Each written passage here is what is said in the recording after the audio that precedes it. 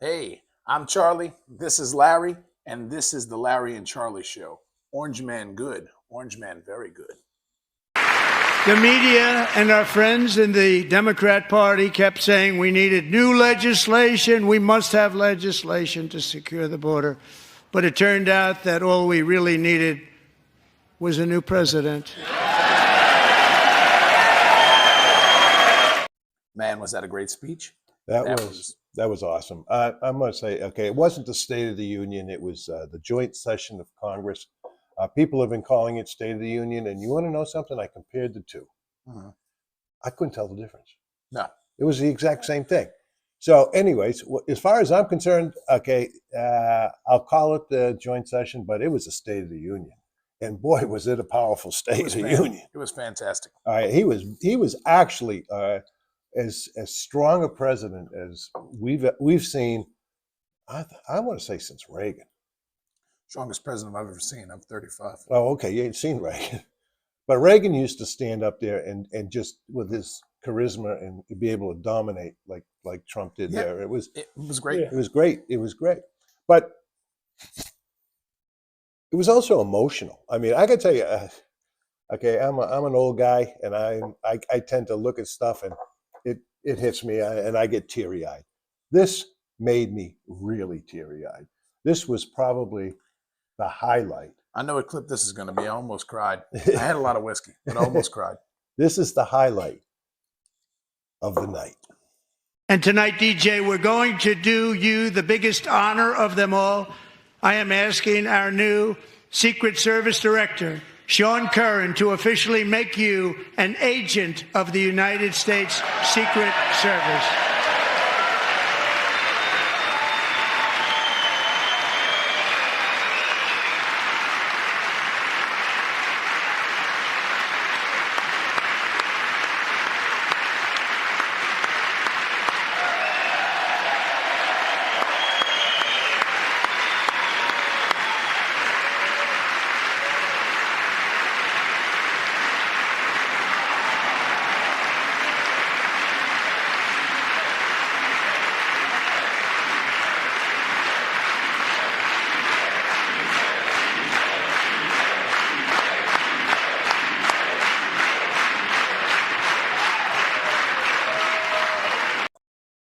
Wow.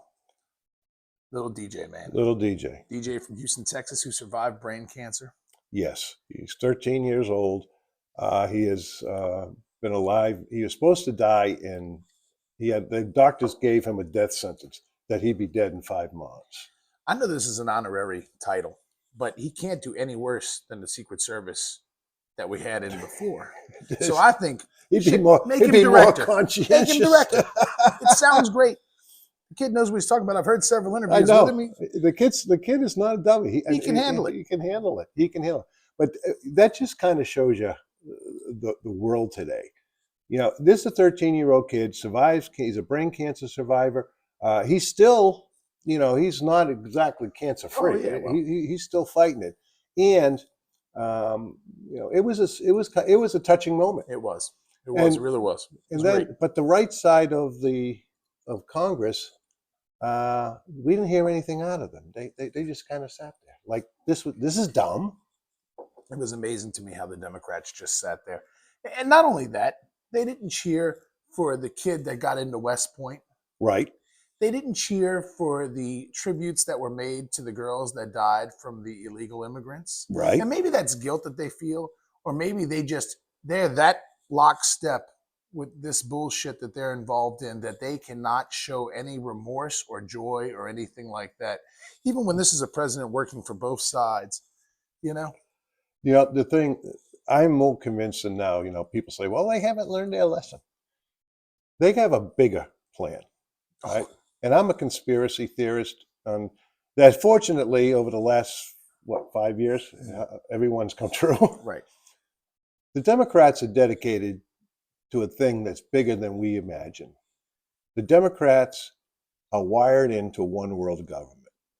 And they know that in America, we'll never go for a one world government. Right.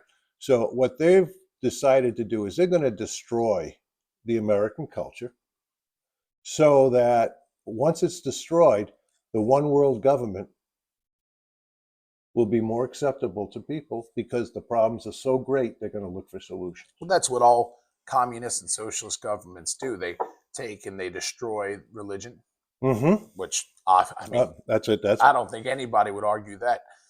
They take away the guns, so you can't Yep. defend yourself against them, which Right. takes away, when you take away the Second Amendment, Mm-hmm. it takes away the First. Absolutely. So when you don't have the First Amendment, then you can't even speak up for yourself, and they can jail you for doing so. And I they know. want you to talk up so they know who you are, so they can put you in prison. No question about it. No question about it. Then you degrade society, you change history, you Right. make your own society. The one promising thing is that the majority of Americans have woken up to the game. They're no longer woke, they're awake, When which you is a big look difference. at the numbers that were on that speech, the approval ratings on that speech was between 68 and 80%. I know.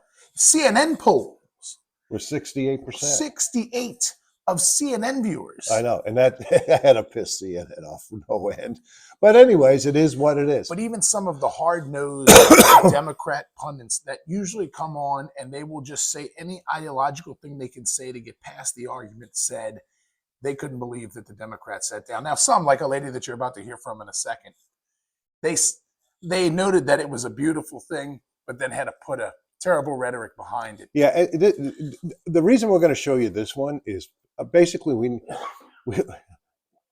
it's really tragic, but it's so tragic, it's hilarious. It's so tragic, it's goddamn amusing. It really is. Roll it. Roll the tape.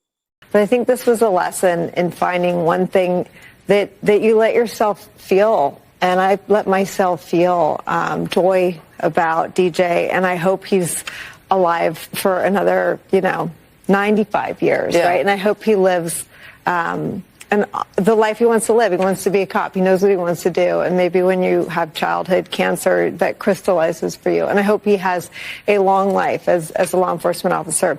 But I hope he never has to defend the United States Capitol against Donald Trump supporters. And if he does, I hope he isn't one of the 6 who loses his life to suicide. And I hope he isn't one who has to testify against the people who carried out acts of seditious conspiracy and then live to see Donald Trump pardon those people. Larry, she let herself feel joy. Well, that's not a common thing for her. But she, and I don't know if she can do math or if she knows how long a presidential term is, especially a second term. Right. I'm not positive that she realizes that 4 years is 4 years and this kid's 13. But she does not want him to have to face off as a law enforcement officer against Donald Trump supporters at the Capitol. Well, he won't be there in time, nor does he have a time machine to go back that I know of, but Elon's working on a time machine. But that's the insane thing about it. that was the most ridiculous thing that anybody could say. Or maybe, was it though? Because what about the part about losing your life to suicide? They've had this narrative that all these cops got killed at the Capitol when they were giving tours to the people walking through the damn Capitol. They killed themselves, some cops. Right. I think, how many did it wind up being? Do you remember? 6. It was 6 of them that killed themselves, probably from the guilt of the FBI conspiracy that they had been involved in. Probably. Or possibly, we lose law enforcement officers, which is a shame, and we lose ex-military and current military to suicide every day. Those professions are in the top 5 professions of suicide. It's a shame that they would even equate. Why would you equate that to Donald Trump when you know this is a huge problem that nobody's dealing with? And again, it's so ridiculous. That's why nobody ever watches MSNBC. And the few people who watch us are going to be more than saw that clip live at the time. What was the guy's name that was sitting next to her? That was Steele. No, Rachel Maddow. Oh, Rachel Maddow. Okay. She's just nodding along. Yeah. Well, actually, I left the clip out because I didn't want to get too repetitive. But she was as dumb as this one. I don't know. I heard it. They're just foolish. And one thing that I never ever realized until later when I was watching things and I saw, and I had to think about it, but that was probably the most racist building in America that night. It's true. Now you put aside the Hispanic guy that got into West Point. Mm-hmm. You know, you put aside the little African American kid that became part of the Secret Service, but Mm-hmm. this is something really interesting. And I'm surprised there weren't people there in white hoods. Roll that clip.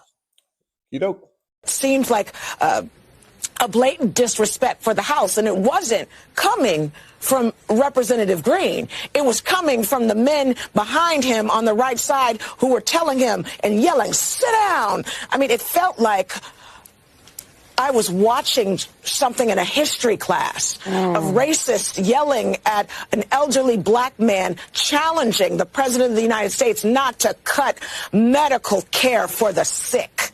What? I rest my case, Charlie. I mean, listen, it was right there. I mean, why wouldn't you be able to go in and disrupt a joint Congress, a joint session of Congress? And why wouldn't you be able to interrupt the president? And what? I mean, it's not like he was warned, you know, No, that he was. You know, it's called Wait. protocol. It's called He was warned, wasn't he? And this is what makes me. This is what he did. I mean, he stood up there and he was belligerent and he was defiant, right all the way. Right. Now, then they bring up, well, you know, Marjorie Taylor Greene said, "What about Lake and Riley?" To that. Well, that was just one sentence. That was it. Right. Okay. Every time somebody they used as an example, it was somebody yelled out one or two words. This guy was in the middle of trying to pontificate, and he wouldn't shut up. This is a blatant disrespect to anybody that's lost their lives from racism, that's been jailed because of racism. This is obviously not racism. No, This is it's just being weaponized. They sang "We Shall Overcome" at the censure proceedings. I know that was What the shit?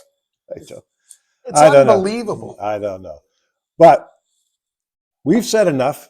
Next is our favorite segment, where we're going to be enlightened with Father Knows Best. Oh, shit.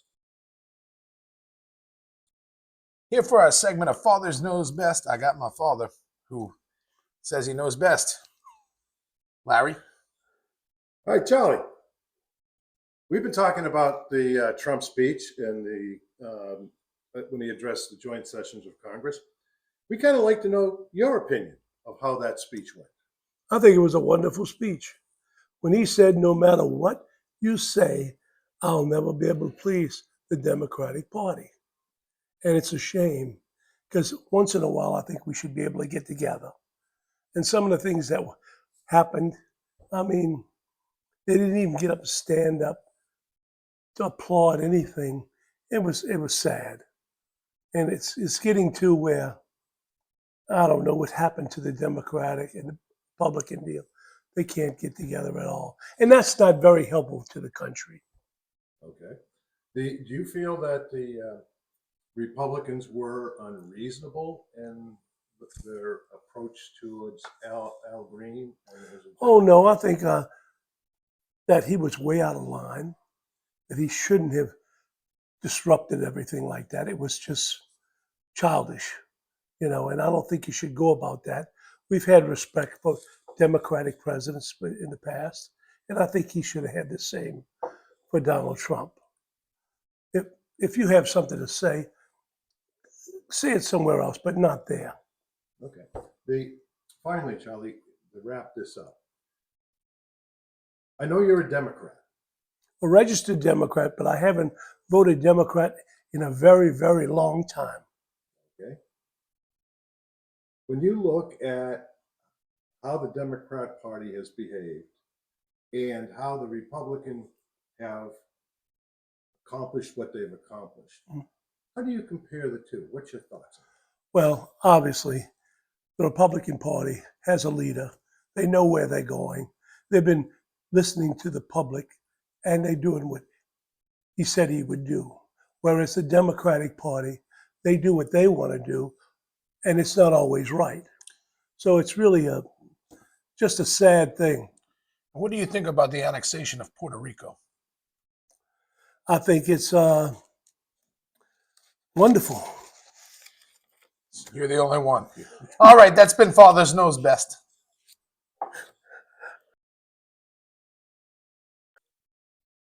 Thank you, Charlie. That was Fascinating, for sure.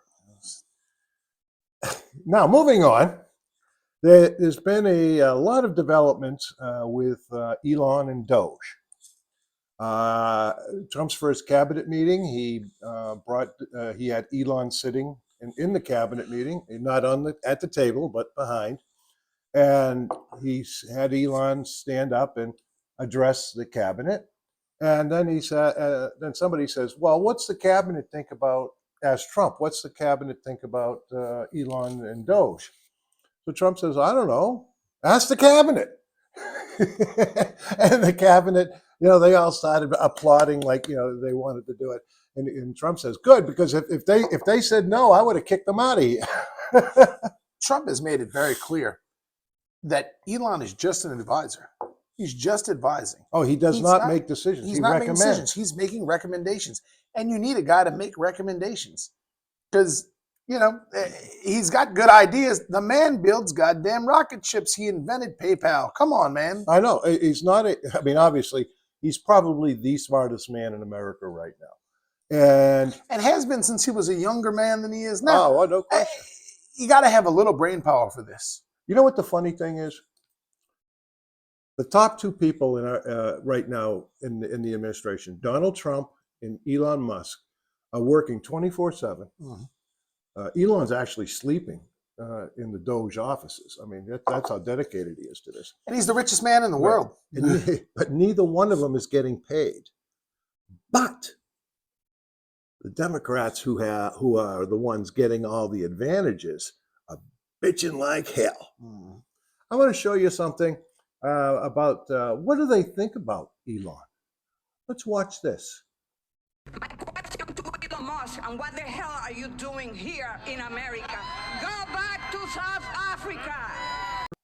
You should go back to South Africa.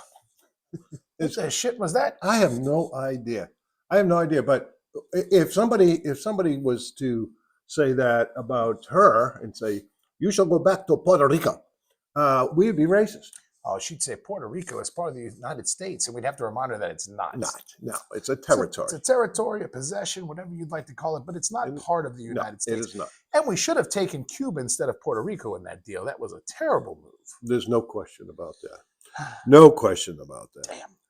Damn Theodore Roosevelt and his bullshit. Right. And the thing is, the Democrats are doing everything to vilify. Everything to vilify. Except there was a talk on the steps of the Capitol, a little press conference given, where a Democrat, who is being very self-righteous, exposes. This was great. Exposes. Pay careful attention themselves to what she says.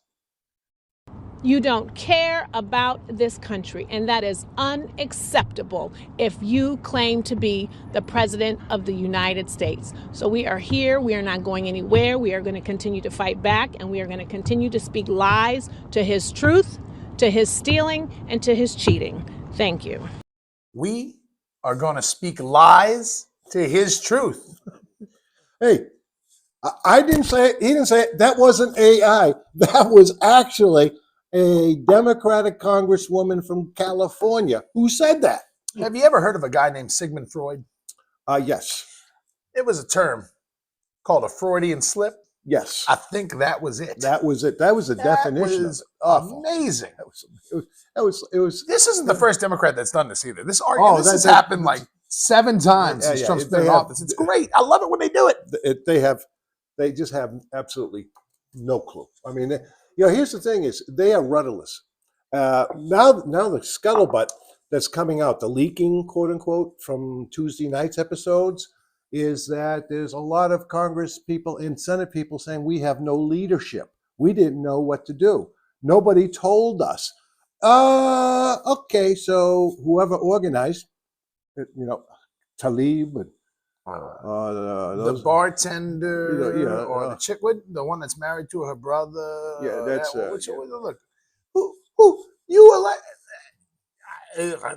Don't you elected them? Come on. I know they don't. You pick these leaders. These are your leaders. But we do have an incredible leader on the Democratic side. No, not whose opinions are impeccable at all times. And intelligence is at the highest level. Let's watch what Pocahontas has to say. Pocahontas. She's a fake Pocahontas. She don't have no Native American, and she had 1%. You had to say one thing to Elon Musk and his 18-year-old Doge, cabal. What would you say? I'd say follow the law and get the hell out of our agencies. Get the hell out of our government. Nobody elected you. You have no legal authority to be there and no legal authority to do the things you are doing. And the things that Elon Musk is doing hurt real people. Well, all you massholes, I hope you're proud of yourself. They keep electing it. It's just terrible. I can't. How can you listen to it and say, I'm going to push this button right here? Yeah, I don't ask me. I have no I went idea. to Harvard and I'm going to push the button right there. I know a couple of y'all watching, y'all know this idiot. You're stupid. Yeah, here's where I'm from. Anyways, it was beautiful, though. I'd like to go back and get some more lobster if you wouldn't mind. no problem. All right. Problem. We'll do that. All right. Thanks for watching. We appreciate your time. But watch this. But we have an ending tonight that is going to put a smile on your face. Put a smile on mine. Until next week, thanks for watching, everybody. Who can take your money? Who can take your money? With a twinkle in their eye. A twinkle in their eye. Take it all away and give it to some other guy. The government. The government. The government can. And who can tax the sunrise? Who can tax the trees? Let you run a business and collect up all the fees. The government. The government can. And the government can, 'cause they mix it up with lies and make it all taste good. The government takes everything we make to pay for all of their solutions, like healthcare, climate change, pollution. Just throw away the Constitution. I wrote that, thank you. And who can give a bailout? Tell us to behave. And make the founding fathers roll over in their grave. I don't care if you hate me, I'm going to sing it anyway. Oh, the government can. And the government can go and mix it up with lies and make it all yummy, yummy, yummy, yummy.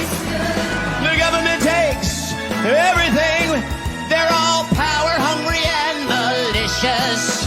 Their economics are fictitious. Soon we'll have to eat our dishes. Yeah. Delicious. And who can be a failure? In so many ways. And instead of getting fired, hey, we'll give ourselves a raise. California, you know what I'm talking about. Government can. And the government can, 'cause they mix it up and like make it all taste good. And the ultrasound can, it mixes it to life. Get down! Get down!